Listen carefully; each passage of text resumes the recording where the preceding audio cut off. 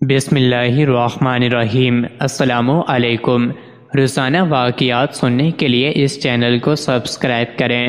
حضرت علی رضی اللہ عنہ کی خدمت میں ایک شخص حاضر ہوا اور پوچھنے لگا کہ امام علی، قبر میں انسان کی پہلی رات کیسے گزرتی ہے؟ تو حضرت علی رضی اللہ تعالی عنہ نے فرمایا کہ میں نے اللہ کے رسول صلی اللہ علیہ وسلم سے سنا کہ انسان کی سب سے مشکل رات قبر کی پہلی رات ہوتی ہے، جب دوسرے انسان، اس کے دوست، عزیز و اقارب، رشتہ دار اسے دفنا کے چھوڑ کر چلے جاتے ہیں تو وہ انسان روتا رہتا ہے۔ ہر ایک دوست کے پاس آتا ہے اور اسے روکنے کی کوشش کرتا ہے کہ مجھے چھوڑ کر نہ جاؤ، لیکن افسوس اس کی آواز کوئی نہیں سنتا۔ حضرت ابو سعید رضی اللہ عنہ سے روایت ہے کہ حضور اکرم صلی اللہ علیہ وسلم نے فرمایا، لوگوں اپنی موت کو یاد کیا کرو۔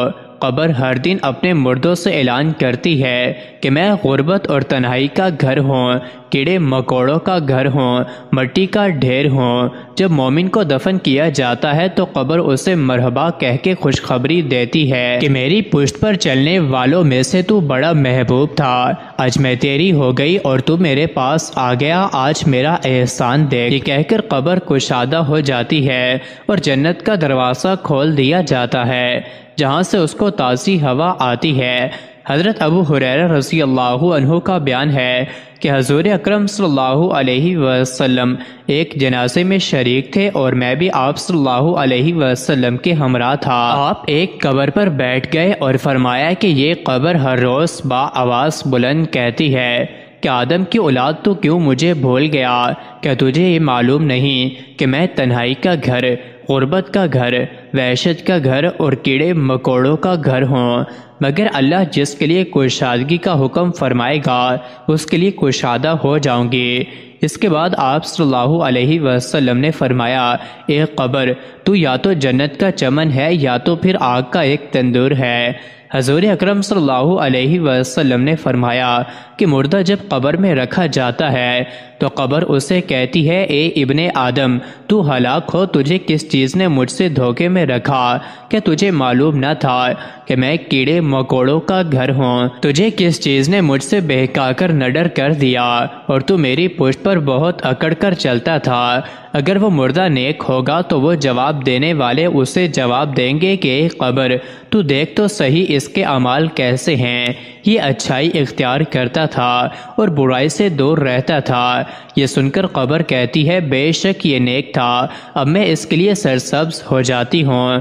مردے کا جسم اس وقت منور ہو جاتا ہے اور اس کی روح اللہ تعالیٰ کی طرف بھیج دی جاتی ہے۔ حضرت عبداللہ بن عبید اللہ رضی اللہ عنہ سے روایت ہے کہ حضور اکرم صلی اللہ علیہ وسلم نے فرمایا کہ مردہ قبر میں پیشتا ہے اور ان لوگوں کے گھروں کی آواز بھی سنتا ہے جو اس کے ساتھ جنازے میں گئے ہوں۔ بد اعمال مردے سے قبر کہتی ہے کہ تو نے میری تاریکی، میری وحشت، میری تنہائی اور تنگی، میرا غم تجھے یاد نہیں رہا۔ اس کے بعد قبر اس کو جکڑ لیتی ہے اور فرشتے اس کو ہتھوڑوں سے ایسے مارتے ہیں کہ اس کی پسلیاں ادھر کی ادھر ہو جاتی ہیں۔ پھر دوزخ کی کھڑکی اس پر کھول دی جاتی ہے اور وہ مردہ حشر تک اس عذاب میں مبتلا رہتا ہے۔ مرنے کے بعد ہر مردے کو صبح اور شام اس کا ٹھکانہ دکھایا جاتا ہے۔ فرشتے جنتی کو جنت دکھا کر خوشخبری دیتے ہیں اور دوزخی کو دوزخ دکھا کر اس کی حسرت اڑاتے ہیں۔ اللہ تعالیٰ سے دعا ہے کہ ہم سب کو مرنے سے پہلے مرنے کی تیاری کرنے کی توفیق عطا فرمائے اور جو مسلمان اس دنیا سے جا چکے ہیں ان کی بخشش فرمائے، آمین۔ مزید ایسی ہی ویڈیوز کے لیے چینل کو ضرور سبسکرائب کریں۔